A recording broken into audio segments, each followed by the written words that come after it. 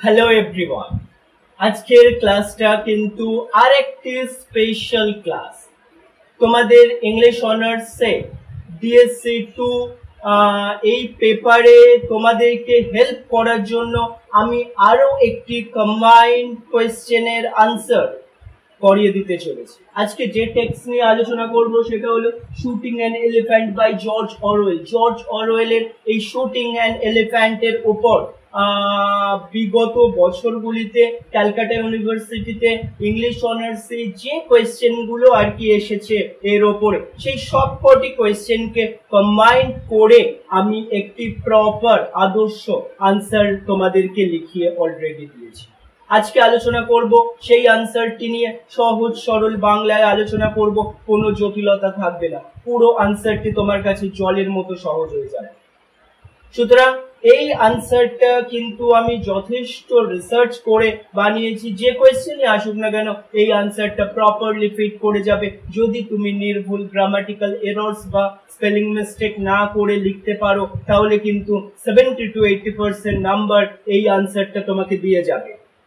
সুতরাং আনসারটা খুব ভালো করে তোমাদেরকে দেখতে হবে। অলরেডি তোমরা যারা এই মুহূর্তে ক্লাস করছো তোমাদের কাছে কোয়েশ্চেনের আনসারটা লেখা রয়েছে, আর তোমরা যারা প্রথমবার আমাকে ভিডিওতে দেখছো তাদের জন্য একটু বলে রাখি, এই চ্যানেলে প্রতিনিয়ত ইংলিশ অনার্সের বিভিন্ন টপিকের ওপর আমি আলোচনা করি। সুতরাং চ্যানেলের প্লেলিস্টে গিয়ে একটু তোমরা চেক করে দেখতে পারো। আগের বিভিন্ন classes, discussion, question answer, suggestion সমস্ত কিছু পেয়ে যাবে। 15 ইয়ার্সের আমার অভিজ্ঞতা থেকে আমি সাজেশন যেগুলো দিই সেগুলো কিন্তু 100% সাজেস্টেড। সুতরাং এই কোয়েশ্চেনটির আনসার যদি তোমার মনে হয় তোমার দরকার, এবং 5টা টোটাল তোমাদের ডিএসসি 2 তে এই প্রোজ রয়েছে, এই 5টা প্রোজের ওপরেই আমি 5টা এরকম কোয়েশ্চেনের আনসার করিয়ে দিচ্ছি। 5টা মাত্র আনসার, যে যাদের মনে হচ্ছে পরীক্ষা ভালো করে দেওয়া যাবে না, এখনো প্রিপারেশন ঠিক হয়নি, তারা শুধুমাত্র 3টে আনসার পড়ো। এর থেকে 3টে কোয়েশ্চেনই তোমাদের লিখতে হয়। যে কোয়েশ্চেনই আসুক না কেন তুমি সেই কোয়েশ্চেনের এই আনসারগুলো লিখে দিয়ে এসো, তোমার পরীক্ষা অসাধারণ হবে। সুতরাং যাদের মনে হচ্ছে প্রিপারেশন খুব কম রয়েছে, নিচে হোয়াটসঅ্যাপ নাম্বার দেওয়া রয়েছে, আমার সাথে যোগাযোগ করো। আমি 5টা এরকম কম্বাইন্ড আনসার তোমাকে পাঠিয়ে দেব, এবং এই আনসারগুলো তোমাকে পরীক্ষায় নাম্বার তুলতে অনেকটাই সাহায্য করবে। সুতরাং যাদের মনে হচ্ছে তারা আমার সঙ্গে যোগাযোগ করতে পারো, এবং অন্যান্য বন্ধু বান্ধবদের অবশ্যই জানিও। তাহলে আজকের ক্লাসে যে কোয়েশ্চেনগুলো নিয়ে আমরা দেখবো বা আলোচনা করবো, বা যে কোয়েশ্চেনগুলো কম্বাইন্ড আনসার, এটা কোয়েশ্চেনগুলো একবার দেখে নাও। What is the significance of the title of shooting an elephant? Shooting an এলিফ্যান্টের টাইটেল। তারপর হচ্ছে how this explore the theme of colonialism and imperialism. Colonialism and ইম্পেরিয়ালিজমের উপর যে কোয়েশ্চেনটি রয়েছে, why is the shooting episode, মানে শুটিং এপিসোড মানে হাতিটিকে মারার বর্ণনা। তারপর হচ্ছে its main theme and narrative technique, main theme এবং ন্যারেটিভ টেকনিকের উপরেও আর কি ডিসকাস করা হয়েছে এই আনসারে। কম্বাইন্ড একটি আনসার, খুব ভালোভাবে এবার আমরা তাহলে বুঝে নিতে চলেছি কোয়েশ্চেনের আনসারটি। শুটিং অ্যান এলিফ্যান্ট থেকে আমরা সব থেকে ইম্পর্টেন্ট 5টা কোয়েশ্চেন যেগুলো বিভিন্ন ইয়ারে পরীক্ষায় এসেছে সেগুলো দেখে নিই। এই হচ্ছে আমাদের 5টা কোয়েশ্চেন, তার উত্তরটা আমি সহজ সরল করে বাংলায় করাচ্ছি। দেখো, ফার্স্ট প্যারাগ্রাফ, জর্জ অরওয়েলস এসে shooting an elephant first published in 1936। কি বলা হচ্ছে? জর্জ অরওয়েলের প্রবন্ধ শুটিং অ্যান এলিফ্যান্ট প্রথম 1936 সালে প্রকাশিত হয়, এবং পরে 1948 সালে বিবিসি দ্বারা সম্প্রচারিত ও একটি আকর্ষণীয় বর্ণনা, যা বার্মায় তার সমকালীন একটি নির্দিষ্ট ঘটনার পুনরাবৃত্তি করে। এটি ঔপনিবেশিকতার আর প্রকৃতির একটি গভীর রূপক হিসাবেও কাজ করে। পরবর্তী লাইনে যেটা বলা হচ্ছে, একটি উন্মত্ত হাতিকে গুলি করে হত্যার জন্য ডাকা হলে অরওয়েলের অভিজ্ঞতা ঔপনিবেশিক অফিসারদের মুখোমুখি হওয়া এবং নৈতিক ও নীতিগত দ্বিধাদ্বন্দ্ব প্রকাশ করা এবং ঔপনিবেশিকতার প্রতি তার সমালোচনামূলক দৃষ্টিভঙ্গি প্রতিফলিত হয় এই পার্টিকুলার শুটিং অ্যান এলিফ্যান্টে। নেক্সট প্যারাগ্রাফে দেখো কি বলা হচ্ছে, আমরা একটু দেখে নিই। The essay begins by সিচুয়েটিং Orwell, কি বলা হচ্ছে, প্রবন্ধটি অরওয়েলকে একটি শত্রুতামূলক পরিবেশে অবস্থান করানোর মাধ্যমে শুরু হয়। সহজ করে বাংলায় বলছি, খুব ভালোভাবে বুঝতে চেষ্টা করো। পরের লাইনে বলা হচ্ছে, বার্মায় একজন ব্রিটিশ ঔপনিবেশিক অফিসার হিসাবে তিনি স্থানীয় জনগণের দ্বারা ঘৃণিত একটি ক্ষমতার প্রতীক হয়েছিলেন। এই বৈরিতা মানে শত্রুতা ঔপনিবেশিকদের প্রতি উপনিবেশিত মানুষের বৃহত্তর বিরক্তির প্রতীক, একটি অনুভূতি যা অরওয়েল তার অবস্থান সত্ত্বেও সহানুভূতি প্রকাশ করেছেন এই গল্পে। তিনি ব্রিটিশ সাম্রাজ্যের দমনমূলক প্রকৃতি এবং এর মধ্যে তার নিজস্ব ভূমিকা স্বীকার করেন, দ্বিধাবিভক্ত কর্তব্য ও বিরক্তি প্রকাশ করেন। এই অভ্যন্তরীণ দ্বন্দ্বটি বর্ণনার কেন্দ্রবিন্দুতে অবস্থান করে, হাতির সঙ্গে সংযুক্ত গুরুত্বপূর্ণ ঘটনার মঞ্চ প্রস্তুত করে। পরবর্তী প্যারাগ্রাফে দেখে নাও কি বলা হচ্ছে, একটু আমরা দেখে নিই।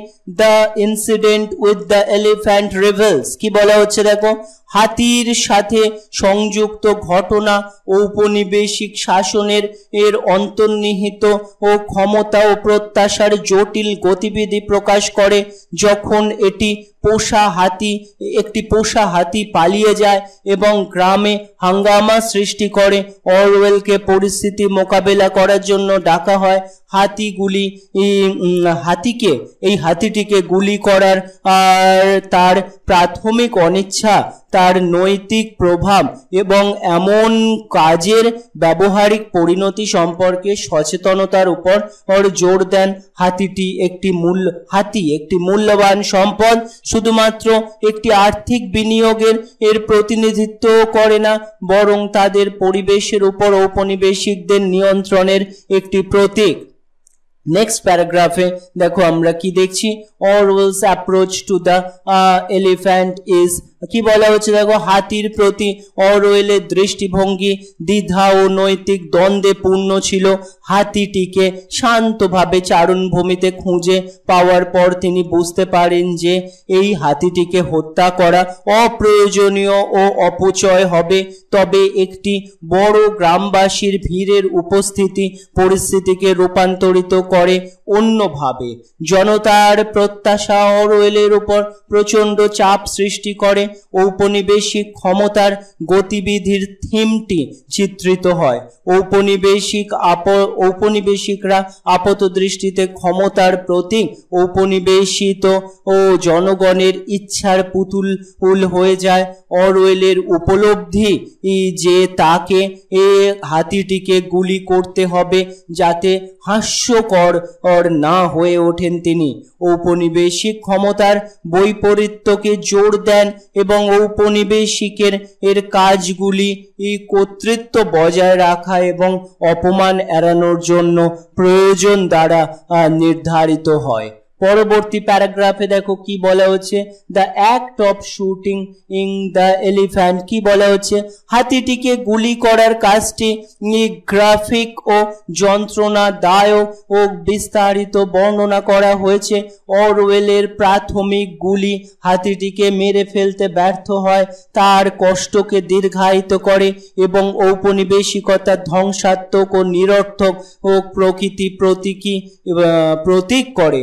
হাতি ধীরে ধীরে যন্ত্রণাদায়ক মৃত্যু ঔপনিবেশিক শাসনের ফলে ধীরে ধীরে যন্ত্রণাদায়ক অবসানকে প্রতিফলিত করে। এর সমস্ত অন্তর্নিহিত নিষ্ঠুরতা এবং নৈতিক আপোষ সহ অরওয়েলের আবেগের ঝড় যখন তিনি হাতির কষ্ট দেখতে থাকেন, তার ভূমিকার প্রতি তার গভীর বীতশ্রদ্ধতা প্রতিফলিত হয়। দৃশ্য থেকে দূরে যাওয়ার তার চূড়ান্ত কাজ ছিল ও দৃষ্টি সহ্য করতে না পেরে ঔপনিবেশিকতার প্রতি তার চূড়ান্ত হতাশা তিনি প্রকাশ করেন, এটি প্রতীক হয়ে ওঠে। পরবর্তী প্যারাগ্রাফে দেখো কি বলা হচ্ছে, অরওয়েলস রিফ্লেকশনস অন দ্য ইনসিডেন্টস। কি বলা হচ্ছে সহজ করে বলছি, অরওয়েলের ঘটনাটি সম্পর্কে প্রতিফলন তার সিদ্ধান্তের বিতর্কিত প্রকৃতিকে হাইলাইট করে। পরবর্তী লাইনে বলা হচ্ছে, বিভিন্ন কোয়ার্টার্স এর প্রতিক্রিয়া, হাতির মালিকের ক্রোধ, পুরনো ব্রিটিশ ঔপনিবেশিকদের বাস্তববাদী সমর্থন এবং কনিষ্ঠদের অবজ্ঞা ঔপনিবেশিক প্রেক্ষাপটে জীবনের মূল্যের বিভিন্ন দৃষ্টিভঙ্গি প্রকাশ করে। পরবর্তী লাইনে বলা হচ্ছে, হাতি তার যে হাঙ্গামা তা সত্ত্বেও অনেকের দ্বারা সেই কুলি থেকেও বেশি মূল্যবান হিসাবে দেখা হয় যাকে সে হত্যা করেছিল। একটি অনুভূতি যা ঔপনিবেশিক সমাজে প্রচলিত বর্ণবাদী এবং শোষণমূলক মনোভাবকে জোর দেয়। অরওয়েলের মন্তব্য যে তিনি ভাগ্যবান হাতি একটি মানুষকে হত্যা করেছিল ঔপনিবেশিক আইন ও শৃঙ্খলার পেছনে বিকৃত যুক্তিকে জোর দেন, যেখানে একটি মানুষের জীবনের মূল্য আর্থিক বিবেচনার বিরুদ্ধে পরিমাপ করা হয়। পরবর্তী স্ট্যান্জায় দেখো আমরা দেখছি, the essay concludes with Orwell's poignant admission. দেখো কি বলা হচ্ছে, প্রবন্ধটি অরওয়েলের মননীয়রা স্বীকারোক্তি দিয়ে শেষ হয় যে হাতিকে গুলি করায় তার প্রধান উদ্দেশ্য ছিল একটি হাস্যকর হওয়া থেকে, মানে হাস্যকর পরিবেশ বা হাস্যকর পরিবেশে নিজেকে পাওয়া থেকে এড়ানো।